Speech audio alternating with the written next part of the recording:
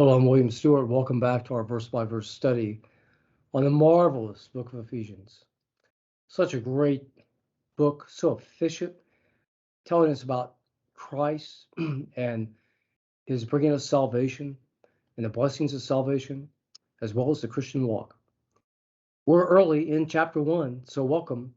And we're talking actually about the nature and the blessings of our salvation. And we're in verse 8, and the verse continues from verse 7 in our redemption, where Christ purchased us from sin on the cross by the riches of his grace, which he, in verse 8, hath abounded towards us in all wisdom and prudence. So it's basically saying by his grace, he gave to us richly and in great measure to save us by Christ's death on the cross and resurrection.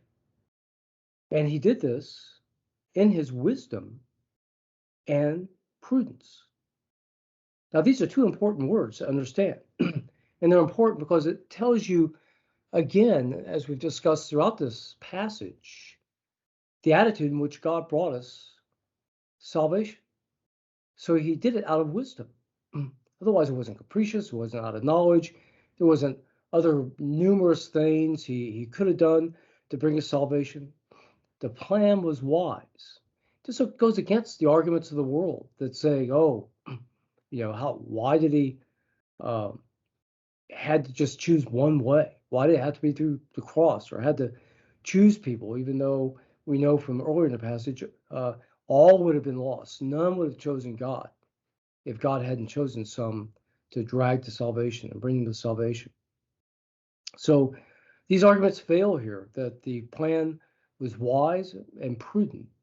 So the word here for wisdom is Sophia, where we get the girl's name, Sophia, and the capital of Bulgaria.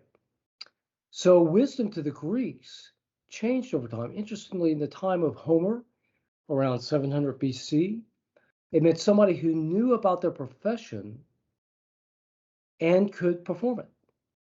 So if somebody was a javelin maker for the Greek army and from one of the city-states, they knew all about a type of wood or a type of iron they would make for the spear tip and the shaft, and how to create this in such a way that it could be thrown or could withstand punishment when jabbing towards the enemy. And so they knew about the details of how to create the javelin or spear, but also they could actually do it. Now, in the time of the philosophers, around 400 BC, the meaning for wisdom tended to take on how we look at it. And the Greeks probably influenced here as somebody who was intelligent, who could espouse wise or knowledge that was beyond somebody's usual capability of thinking. But by the time of Christ, it also then took on this how to do something. So it wasn't just knowledge, it was somebody who could apply it. So I usually think of it as a person who can apply, a knowledgeable person who can apply it to real life. So this was God. This was plan of salvation, knowledgeable, and it could apply it to real life. Now, how about the word prudence? This is not a word in English that we really use a lot. Oddly, it's also a girl's name from maybe a century ago. But the word here is one of my favorite words in Scripture. And it's the word that is phronesis, which is where we get the word diaphragm. Phronesis, fram. And in taking anatomy back in medical school, I learned that the nerve from the brain to the diaphragm, which allows us to breathe without thinking about it, is the phrenic nerve. Now, what does the diaphragm have to do with prudence? Well, the Greeks tended to personify body parts, and they knew that the heart was the center of a person's being and who he or she was. So they learned from the battlefields, I'm assuming, that when they cut somebody in two from their sword, say, and the innards, the insides ran out, they could see this membranous muscle that held up the heart. And this was the diaphragm. So the heart sat on the diaphragm.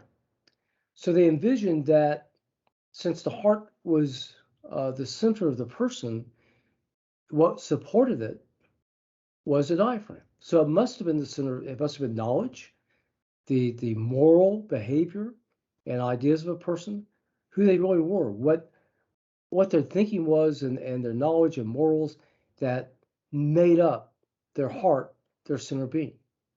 So the phronesis is a very important word. So it's telling us here that God, with great moral character and knowledge, created the plan of salvation. Wow.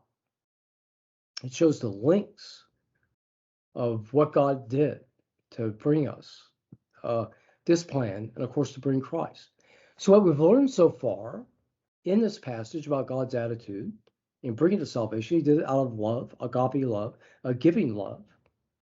He did it for his good pleasure, that he would receive praise and glory, and that he did it out of wisdom and knowledge. All right, good verse. We continue on this amazing passage next time as we get to chapter 11, or excuse me, verse 9. I'll look forward to seeing you then. Thanks for joining me.